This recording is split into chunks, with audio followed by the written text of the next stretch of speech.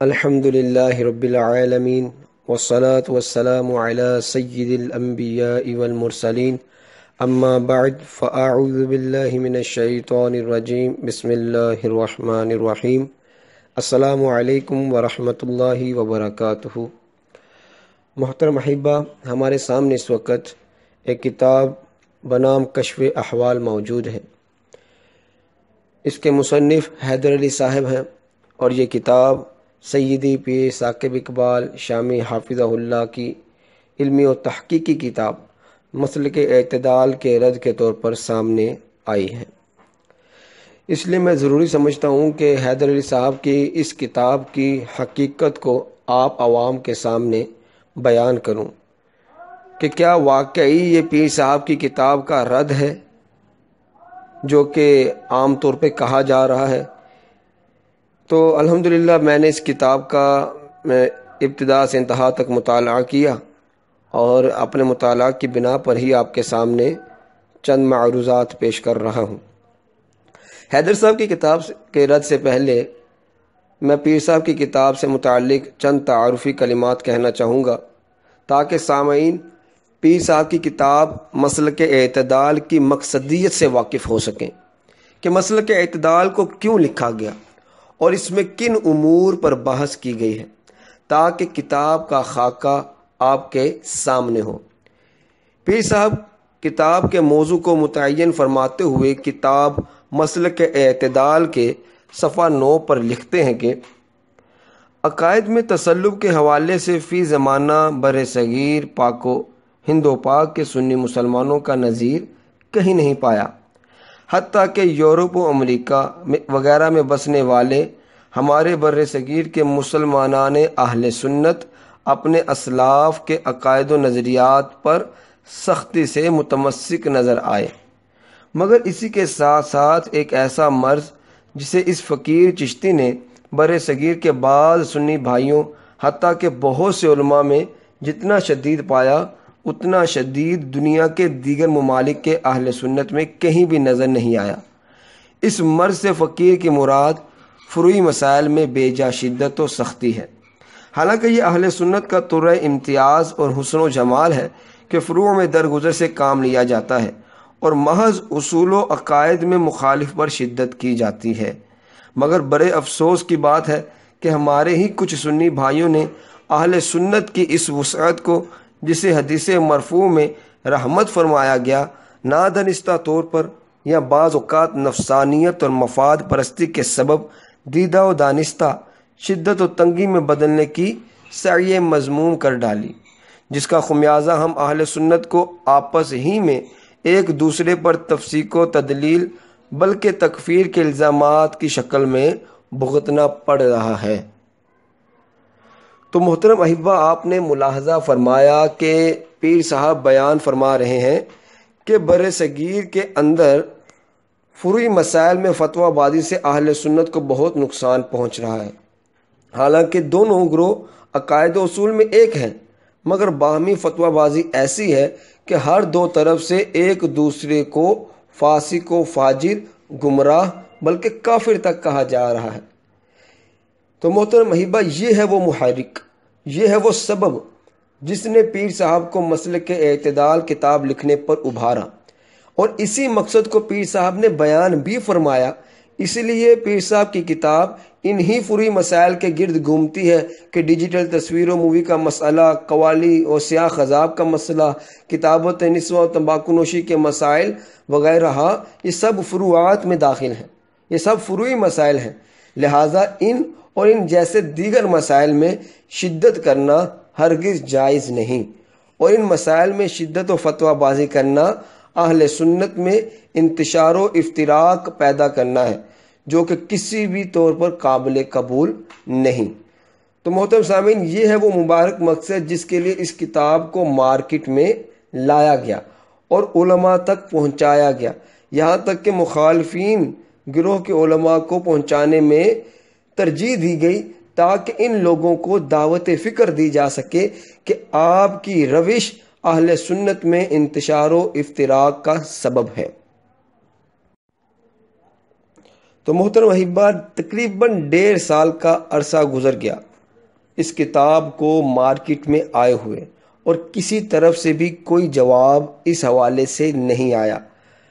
اور مخالفین حضرات نے ایڑی چوٹی کا زور لگا لیا، مگر جواب بنائیں بھی تو کس بات کا؟ یعنی مسلک اعتدال کے اندر سیدی پیر ثاقب شامی صاحب نے اپنی تو کوئی بات ہی نہیں کی، یعنی جو بھی اس کے اندر منقول ہے وہ عبارات اکابر ہیں، یعنی اکابرین کی عبارات پیش کی ہیں اور جو ان کا نتائج ہے ان کا ذکر کر دیا۔ تو ہمیں لگتا تھا کہ اس کا کوئی رد جیسا ہونا چاہیے وہ آ نہیں سکتا، مگر چونکہ مذہبی شعبے میں بھی بہت سے شعبدہ باز لوگ ہوتے ہیں جو لوگوں کو باتوں میں الجھا کر معاملے کو خراب کرنے کی کوشش کرتے ہیں، عام سادہ ذہان کے ساتھ الفاظ کا کھیل کھیل کر عوام کو پریشان کرنے کی کوشش کرتے ہیں،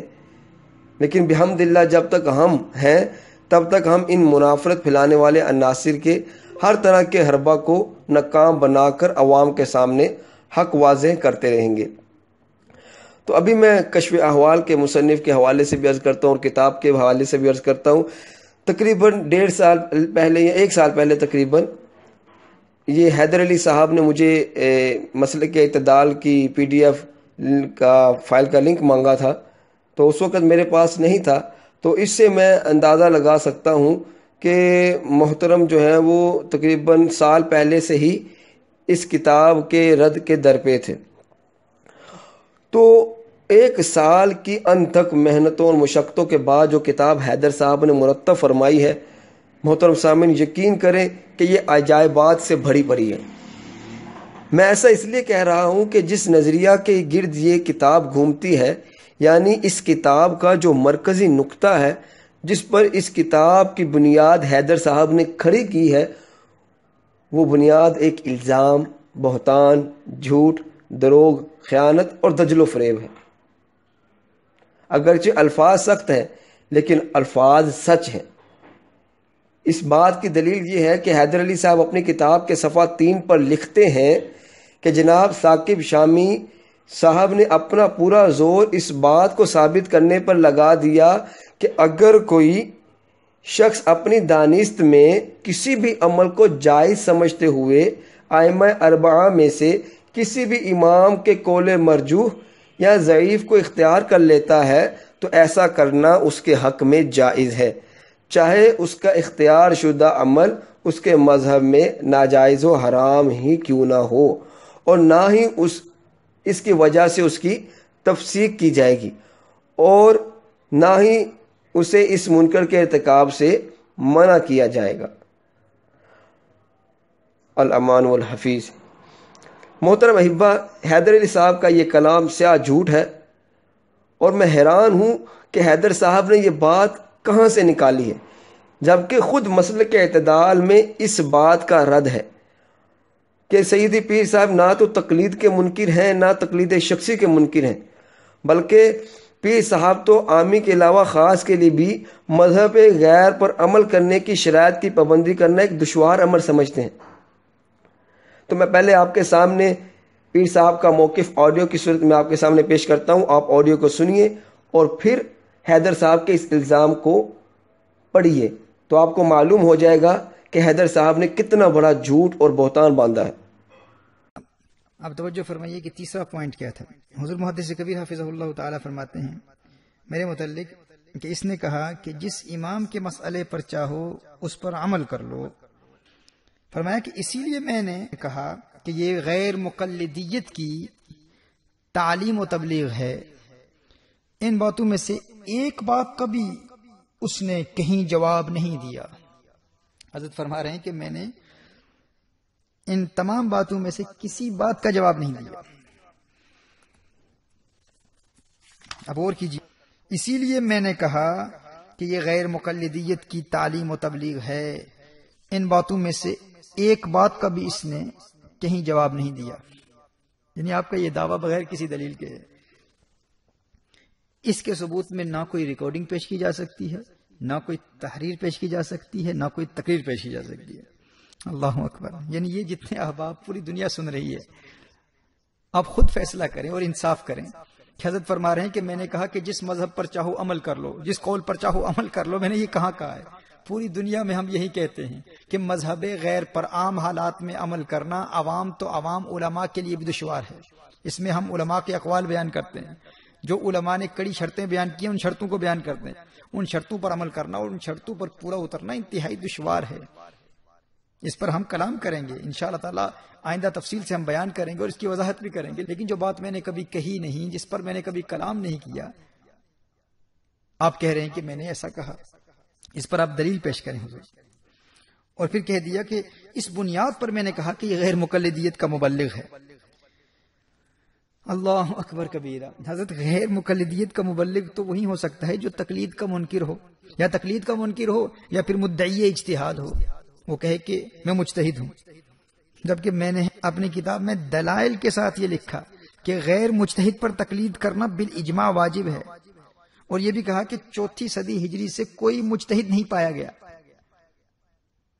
کتاب میں آپ کو سناتا ہوں،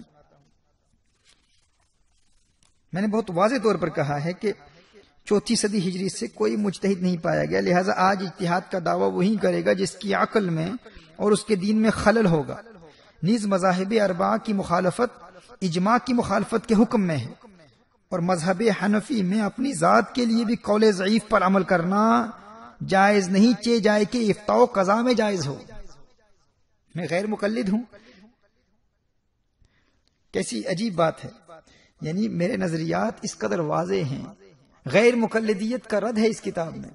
بار بار رد کیا ہے، بہت واضح طور پر رد کیا گیا ہے، اور آپ مجھے غیر مقلد کہہ رہے ہیں اس بنیاد پر کہ میں نے کہا کہ جس قول پر چاہو عمل کر لو۔ میں نے کہاں کہا؟ اب جب کتاب کا خلاصہ بیان کروں گا تو اس میں مزید وضاحت ہوگی کہ اس حوالے سے ہمارا موقف کس قدر پختہ ہے۔ تو یہ بات میں نے کبھی کہی ہی نہیں ہے، میں نے مسلک اعتدال میں ایسی کوئی بات کی ہی نہیں ہے۔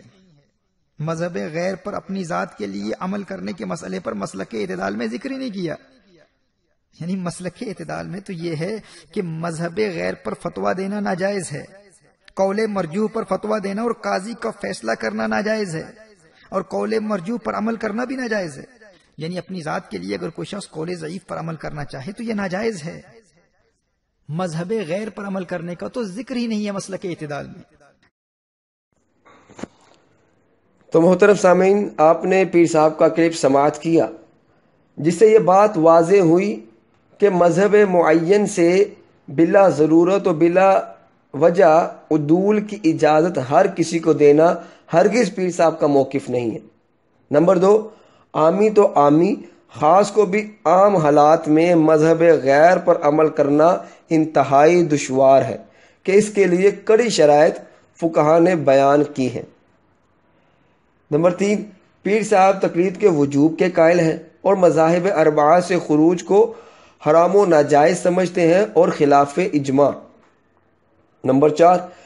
مذہب حنفی میں اپنی ذات کے لیے بھی قول ضعیف پر عمل کرنا جائز نہیں، چہ جائے کہ افتاء و قضاء میں جائز ہو۔ یہ ہے سیدی پیر ثاقب شامی صاحب کا موقف،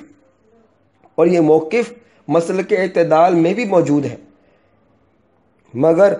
حیدر صاحب پتہ نہیں کس دنیا میں ہے۔ اور یہ میں آپ کو بتا دوں کہ پیر صاحب کا یہ موقف تحریک کنز الہدیٰ کا ہر کارکن جانتا ہے، کیونکہ سیدی اس موضوع پر ڈیٹیل لیکچر دے چکے اور ان چیزوں کے اوپر سیدی تبلیغ فرماتے ہیں، لوگوں کی تربیت فرماتے ہیں۔ الحمدللہ ہم نے ان حوالوں سے سیدی کو بہت سخت پایا ہے، اور یہ بیانات تو آلریڈی یوٹیوب پر بھی موجود ہیں۔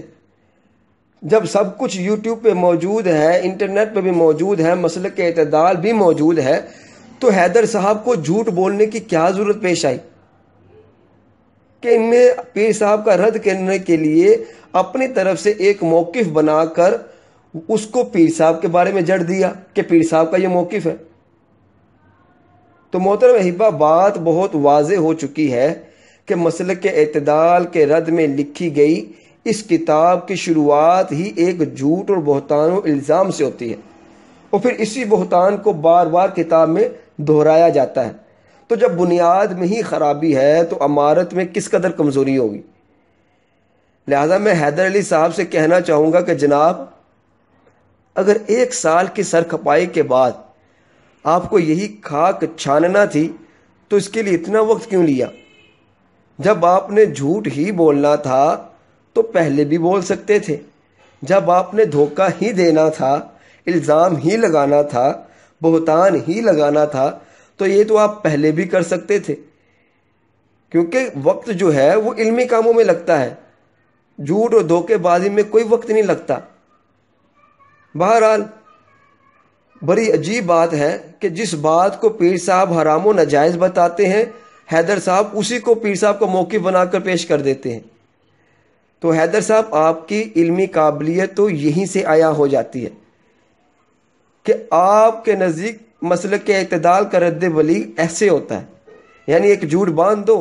اور اسے پیر صاحب کے بارے میں نتھی کر دو کہ ان کا موقف یہ ہے، لو جی ہو گیا رد بلیغ۔ تو مجھے ایک محاورہ یاد آ رہا ہے کہ کہاوت ہے کہ کسی نے سچ ہی کہا ہے کہ جاہل کی جہالت تبھی تک چھپی رہتی ہے جب تک وہ خاموش رہتا ہے، جیسے ہی وہ بولا نہیں کہ جہالت آشکار ہو جاتی ہے۔ یہی کچھ حال ہمارے حیدر بھائی کا بھی ہے کہ پیر صاحب جس بات کا رد ساری زندگی کرتے رہے اور کرتے آ رہے ہیں، اسی بات کو ان کا موقف بتا کر ان کے ذمہ پر ڈال دیا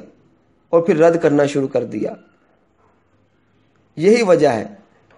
کہ حیدر صاحب کو ان کے شیخ اور استاد مفتی اکمل قادری صاحب نے اس حرکت پر تنبیہ بھی کی، مگر جو خود کو اپنے اساتذہ سے بے نیاز سمجھے اس پر یہ تنبیہ کہاں اثر کرتی ہے۔ تو حیدر صاحب کا طریقہ واردات بالکل واضح ہے کہ موصوف ایک نظریہ جو ہے وہ اس کو گھڑتے ہیں اور اس غلط نظریے کی نسبت پیر صاحب کی طرف کرتے ہیں اور پھر اس کا رد کرنا شروع کر دیتے ہیں اور اس کا نام رد ثاقب شامی رکھ دیتے ہیں، جو کہ ایک بے بنیاد الزام ہے اور اس الزام کا رد ہے، نہ کہ وہ پیر صاحب کا۔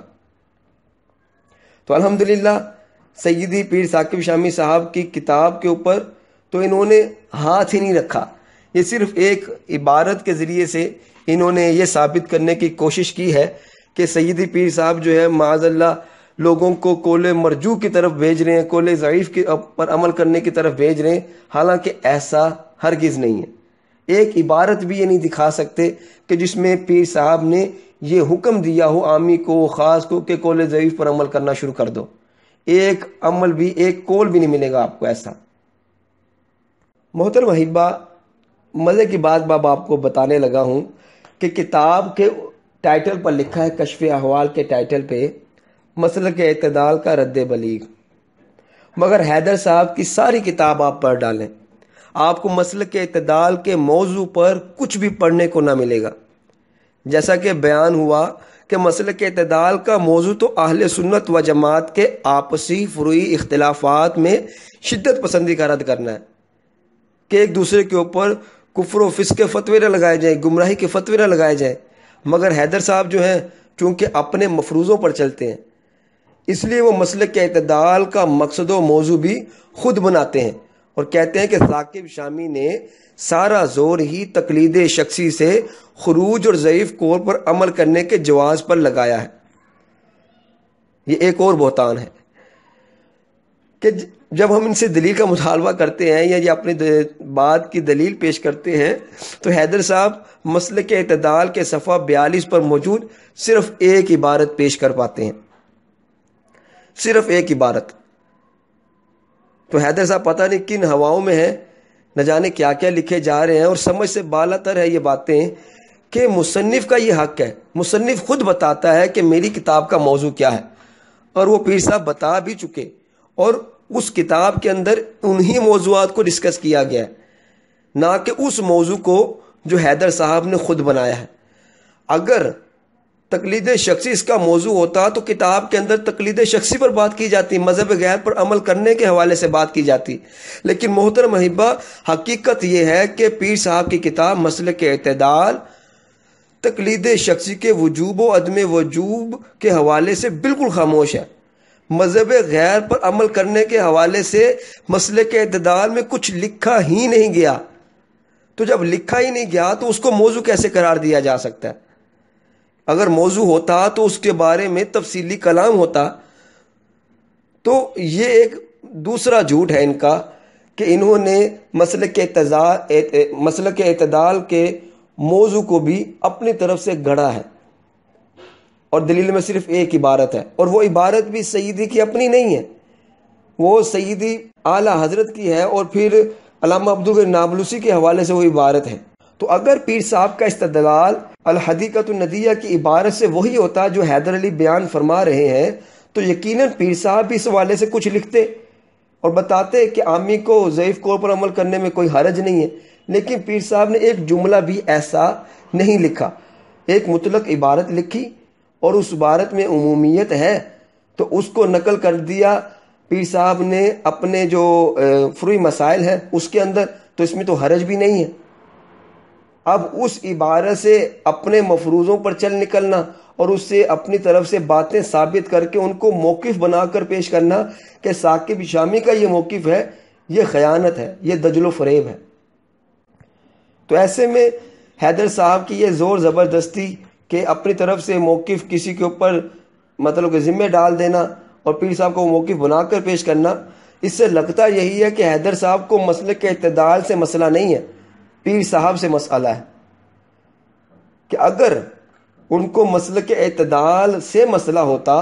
تو وہ کتاب کے مندرجات پر بات کرتے، وہ کتاب کے موضوع پر بات کرتے۔ کتاب کے اندر تمباکو نوشی، تصویر کشی، قوالی، سیاہ خضاب، کتابت نسواں وغیرہ مسائل کا ذکر کیا گیا، مگر حیدر علی صاحب کی کتاب جو ہے وہ اس حوالے سے بالکل خاموش ہے۔ تو صرف ایک عبارت کو توڑ مروڑ کر پیش کر کے کسی کی شخصیت کو متنازع بنانے کی کوشش، یہ اس بات پہ دلالت کرتی ہے کہ اس اختلاف کا سبب ذاتیات ہے۔ اللہ تبارک و تعالی ہمیں ذاتیات سے بچائے۔ تو اب کتاب کے ٹائٹل کی طرف آتے ہیں، میں آپ کو کچھ عجائبات دکھانا چاہتا ہوں۔ کتاب کے ٹائٹل پہ لکھا ہے کشف احوال کے کہ ثاقب اقبال شامی کی کتاب مسلک اعتدال کا رد بلیغ، یعنی جیسے ہی آپ کتاب پڑھنا شروع کرتے ہیں صفحہ 8 سے صفحہ 15 تک علامہ ابن عابدین شامی کا رد ہے، جیسا کہ حیدر صاحب اپنی کتاب کے صفحہ 15 پر بھی فرماتے ہیں، امام اہل سنت کا مذکورہ تمام کلام یعنی صفحہ 8 سے 15 تک علامہ ابن عابدین شامی کے ایک قول تخییر کے رد پر ہے۔ اچھا، ابھی یہ رد ابن عابدین شامی ختم ہی ہوتا ہے تو پھر اسی صفحہ سے مزید علامہ ابن عابدین شامی کی تضاد بیانی کا رد شروع ہو جاتا ہے۔ گویا لگتا ہے کہ حیدر صاحب ایک مشن پہ نکلیں کہ آج کسی شامی کو نہیں بخشیں گے۔ حیدر صاحب کا یہ کام قاری پر عجیب تشویش میں اس کو ڈال دیتا ہے، قاری کو، کہ یہ کتاب رد ثاقب شامی پر ہے یا ابن عابدین شامی پر۔ یعنی آپ کتاب کا ٹائٹل رکھتے ہیں ثاقب شامی کا رد، اور بیچ میں عبارات ابن عابدین شامی رحمہ اللہ کی پیش کرتے ہیں اور ان کا رد شروع کر دیتے ہیں، حالانکہ وہ قول ابن عابدین شامی کا پیر صاحب نے بیان ہی نہیں کیا، تو رد کس بات کا کر رہے ہیں آپ؟ تو محترم احبہ، آپ نے ملاحظہ فرما لیا ہے کہ کشف احوال کتاب کا اپنا حال کیسا ہے، یعنی سیدھے سے یہ پیر صاحب کی کتاب کا رد ہے ہی نہیں، بلکہ یہ اسی بات کا رد کرتی ہے جس بات کا رد خود پیر صاحب کئی بار کر چکے۔ تو ایسے میں کتاب کشف احوال کا جو مرکزی نقطہ ہے جس کے اوپر بنیاد کھڑی ہے اس کتاب کی، وہ مرکزی خیال پیر صاحب کی تائید کرتا ہے، نہ کہ پیر صاحب کے خلاف، کیونکہ پیر صاحب کا بھی وہی موقف ہے جس چیز کو اس کتاب میں رد کیا گیا۔ تو یہ ہے اس کتاب کی حقیقت۔ تو میرا مشورہ بھی ہوگا سیدی پیر ثاقب شامی صاحب کو کہ آپ اس طرح کی کتب پر بالکل توجہ نہ دیں۔ یہ حضرات آپ کی توجہ جو ہے وہ دیگر کاموں سے ہٹا کر اپنی طرف مبذول کروانا چاہتے ہیں اور شہرت حاصل کرنا چاہتے ہیں۔ ان لوگوں کی تحقیقات کا حال تو یہ ہے کہ الحمدللہ ہم جیسے سیدی سے محبت کرنے والے لوگ بھی ان کی تحقیقات کی کلئی کھول کے رکھ دیتے ہیں، اور الحمدللہ ہم کر رہے ہیں یہ کام۔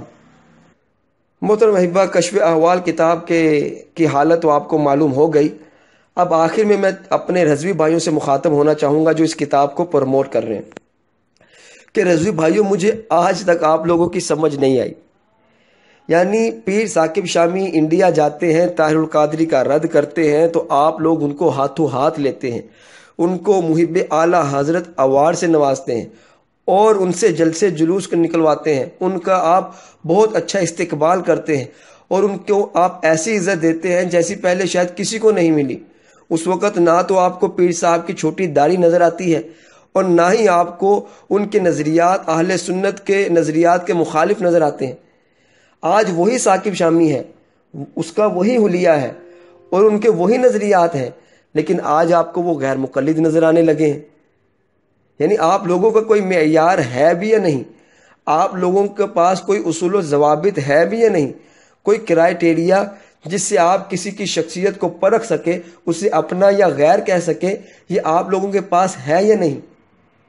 یعنی آپ لوگ خود اپنے اصولوں پر سیریس نہیں ہیں۔ جب آپ لوگ خود اپنے اصولوں پر سنجیدہ نہیں ہیں تو لوگ آپ کو بھی سنجیدہ نہیں لیں گے۔ اور یہ حقیقت ہے کہ لوگ آپ کے فتووں کو اتنی سنجیدگی سے نہیں دیکھتے۔ وہ کہتے ہیں کہ یہ ابھی تک انہی مسئلوں میں پڑے ہیں، فروعات میں پڑے ہیں، ایک دوسرے کے اوپر فسق و فجور کے فتوے لگا رہے ہیں، اور دنیا کہاں سے کہاں پہنچ گئی ہے۔ یعنی آپ لوگ مخالفت ثاقب شامی میں اس قدر آگے جا چکے ہیں کہ آپ کو یہ تک نظر نہیں آ رہا کہ جس حیدر علی کی کتاب کو آپ پروموٹ کر رہے ہیں وہ حیدر علی خود بھی تصویر بنواتا، ویڈیوگرافی کو جائز سمجھتا، چین والی گھڑی کو پہنتا، ایک مشت کم داڑھی رکھنے والا ہے، مگر پھر بھی آج وہ آپ کے ہیرو ہیں۔ یعنی کوئی پیمانہ نہیں آپ کے پاس، آپ کے اصول بھی کوئی نہیں ہے کہ ایک چھوٹی داڑھی والے کے رد میں دوسرے چھوٹی داڑھی والے کو آپ گلے لگا رہے ہیں۔ آپ کی ان حرکات سے کیا کوئی سوچ بھی سکتا ہے کہ آپ لوگوں کا معیار کوئی شریعت ہے؟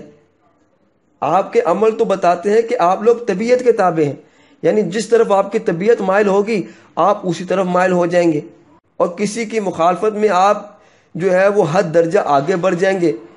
کہ حق اور باطل کو آپ مکس کر دیں گے۔ تو یہ روش آپ کی درست نہیں ہے۔ ابھی مجھے لگتا ہے کہ رضوی حضرات نے کشف احوال کتاب کو پڑھا بھی نہیں ہے، کیونکہ اگر انہوں نے کتاب کو پڑھا ہو تو یہ ہرگز اس کتاب کو آگے شیئر نہ کریں، کیونکہ حیدر صاحب نے اپنی کتاب کے صفحہ 111 پر سیدی اعلیٰ حضرت علیہ رحمہ کی طرف حرمت مضامیر کے حوالے سے وہ موقف منسوب کیا ہے جو ہمارے رضوی حضرات کو بھی قبول نہیں ہوگا۔ تو حیدر صاحب صفحہ 111 پر لکھتے ہیں کہ سیدی اعلیٰ حضرت موسیقی کو حرام لعینی نہیں سمجھتے،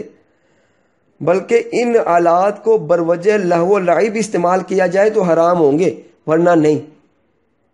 مطلب یہ بتانا ہے حیدر علی صاحب کا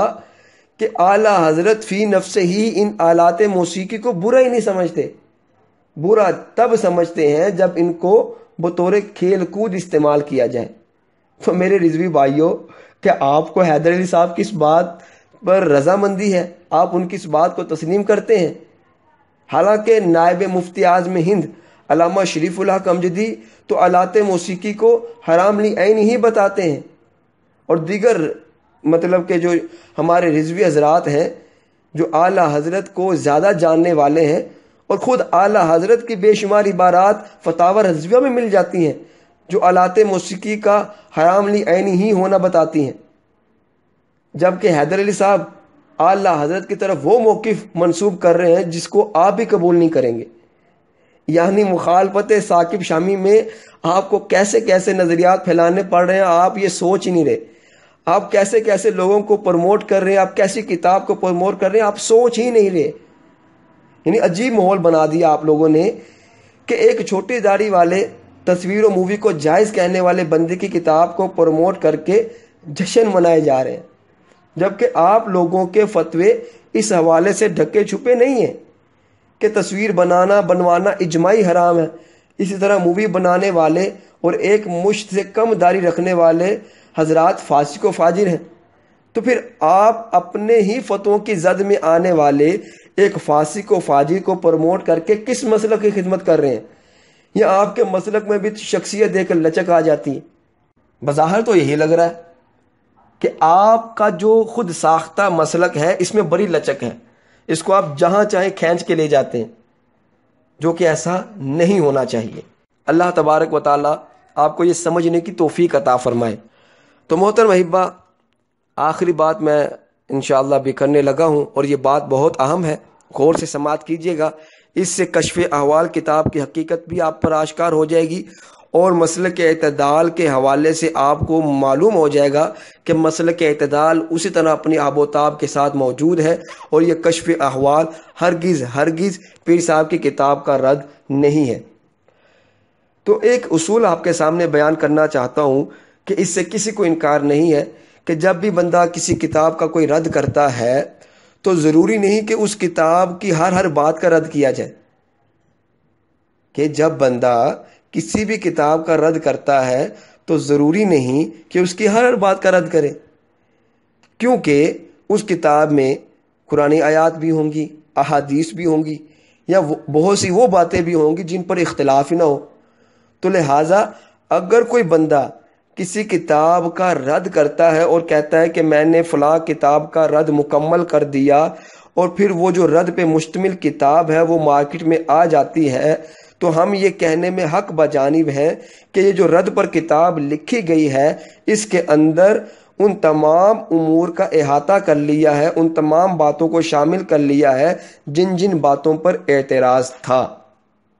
اور جن جن باتوں پر اعتراض نہیں تھا ان کا ذکر بھی نہیں کیا گیا۔ تو جن کا ذکر نہیں کیا گیا وہ اتفاقی باتیں کہلائیں گی۔ میں بات کو مزید آسان کرتا ہوں کہ حیدر علی صاحب نے کتاب لکھی ہے مسلک اعتدال کے رد میں کشف احوال، اور حیدر صاحب اپنی کتاب کے آخری پیج پر فرماتے ہیں بحمدہ تعالی شامی صاحب کی کتاب مسلک اعتدال کا رد تام ہوا، یعنی مکمل ہوا۔ اب آپ دیکھیں حیدر علی صاحب نے مسلک اعتدال کا رد لکھنا شروع کیا۔ اب ظاہری بات ہے ہر بات کا تو رد نہیں کریں گے، اس میں بہت سی باتیں ایسی ہوں گی جو قرآنی آیات ہیں، احادیث ہیں، یا وہ باتیں ہیں جن پر اختلاف ہی نہ ہو، متفقہ باتیں ہوں۔ تو اب کشف احوال میں جب انہوں نے یہ کہا کہ میں نے اپنی اس کتاب میں مسلک اعتدال کا رد مکمل کر دیا، تو جب مکمل لفظ بول دیا تو اب یہ بات اس نتیجے پر پہنچی کہ کشف احوال کے اندر جن امور کا ذکر کیا گیا ہے مسلک اعتدال کے حوالے سے حیدر علی صاحب کو صرف انہی پر اعتراض ہے، اور جن باتوں سے صرف نظر کیا گیا ہے، حیدر صاحب نے جن باتوں کو ڈسکس نہیں کیا ان پر اعتراض نہیں ہے۔ تو اب ہم دیکھتے ہیں کہ کشف احوال میں حیدر صاحب نے کتنی باتوں کو ذکر کیا۔ تو حقیقت یہ ہے کہ حیدر صاحب نے مسلک اعتدال کے موضوع کو تو چھیڑا ہی نہیں، جو کہ فروعی مسائل میں شدت تھا کہ اس میں شدت نہیں کرنی چاہیے، فتوی بازی نہیں کرنی چاہیے، اس کو تو ڈسکس ہی نہیں کیا انہوں نے۔ مسلک اعتدال کی صرف ایک عبارت کو ڈسکس کیا، اور جس سے یہ نتیجہ نکالنے کی کوشش کی کہ شاید پیر صاحب جو ہیں وہ لوگوں کو ضعیف قول پر عمل کرنے کی طرف ابھار رہے ہیں، یا عمل غیر مذہب پر عمل کرنے پر ابھار رہے ہیں، جس کی حقیقت آپ کے سامنے بیان ہوگی کہ یہ صرف جھوٹ ہے، غلط فہمی ہے، بہتان ہے، ایسا کچھ نہیں ہے۔ تو جس چیز پر بنیاد رکھی تھی حیدر صاحب نے اپنی کتاب کی، اور جس پر ان کو اختلاف تھا، اور جس کے اوپر انہوں نے فتاوی رضویہ کی عبارات نقل کی، وہ بات ایک غلط فہمی تھی۔ تو جب غلط فہمی دور ہو گئی تو اس کا مطلب وہ جو اعتراض تھا وہ بھی اٹھ گیا۔ پھر انہوں نے آگے جا کر قوالی کے اوپر بات کی، تو قوالی والی بات بھی کوئی ہمارے خلاف نہیں بنتی۔ آپ مزامیر کی حرمت کو حرام لی عینی ہی کہیں یا حرام لی غیری ہی کہیں، اس سے ہمیں کوئی فرق نہیں پڑتا، کہ موسیقی تو پھر بھی اختلافی موقف ہو گیا، کہ قوالی سننا ایک اختلافی موقف ہے، اور یہی ہمارا بتانے کا مقصد بھی ہے۔ دو باتیں تھیں، اور تیسری جو ہے وہ انہوں نے داڑھی کے اوپر بات کی، جو کہ قبلہ شامی صاحب نے مسلک اعتدال میں اس کا ذکر ہی نہیں کیا۔ تو حیدر صاحب نے بھی کہا ہے کہ وہ داڑھی کے اوپر کتاب لکھیں گے، تو ہم انتظار کرتے ہیں انشاءاللہ جیسے وہ کتاب لکھتے ہیں اور وہ کتاب مارکیٹ میں آتی ہے تو انشاءاللہ ہم اس کے اوپر بھی کلام کریں گے۔ تو بہرحال مسلک اعتدال کو لے کر دو باتیں صرف اس کے اندر ڈسکس ہوئی ہیں، ایک عبارت تھی جو کہ غلط فہمی کی بنا پر تھی، اور دوسرا قوالی تھا۔ قوالی والی بات بھی ہمارے حق میں ہے، اور جس موقف کو پیر صاحب کی طرف منسوب کیا گیا وہ غلط فہمی پر مبنی تھا، وہ بھی ہمارے خلاف نہیں ہے۔ تو نتیجہ یہ نکلا کہ مسلک اعتدال میں دو باتوں پر اعتراض، اور دونوں باتوں کا حل ہم نے پیش کر دیا۔ اب مسلک اعتدال پر کوئی اعتراض باقی نہیں رہتا، اور جو مرکزی خیال تھا مسلک اعتدال کا حیدر صاحب نے اس کو ڈسکس نہ کر کے یہ بتا دیا کہ حیدر صاحب بھی ان امور کو ویسا ہی سمجھتے ہیں جیسا مسلک اعتدال میں بیان کیا گیا۔ تو رضوی حضرات کا اس پر خوشی منانا عجیب بات ہے، کہ رضوی حضرات کا تو ہمارا اختلاف اور ہے، ہمارا ان سے ویڈیو کے حوالے سے، تصویر کے حوالے سے اور پھر قوالی کے حوالے سے دیگر امور کی بنا پر ہے کہ آپ ان مسائل میں شدت نہ کریں. تو حیدر علی صاحب اور رضوی حضرات ایک پیج پہ نہیں ہیں. حیدر علی صاحب تو مسلک اعتدال کی طرف ہیں کہ انہوں نے مسلک اعتدال کے موضوع کو چھیڑا ہی نہیں،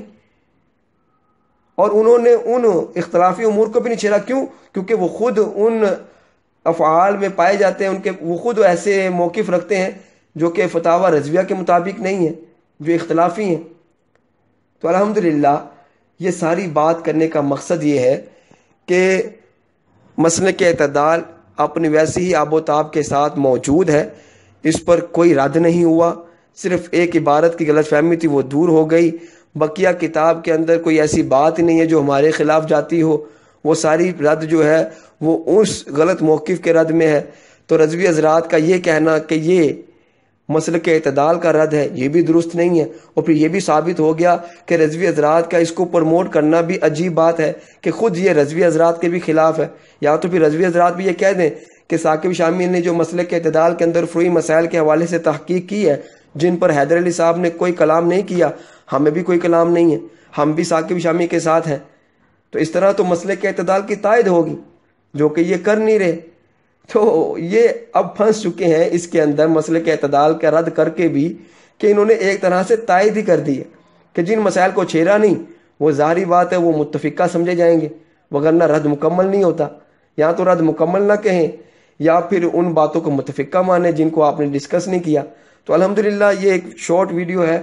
ابھی اس کے اوپر کلام کرنا چاہیں تو ہم بہت کر سکتے ہیں. الحمدللہ ہم نے ایک دن کے اندر ہی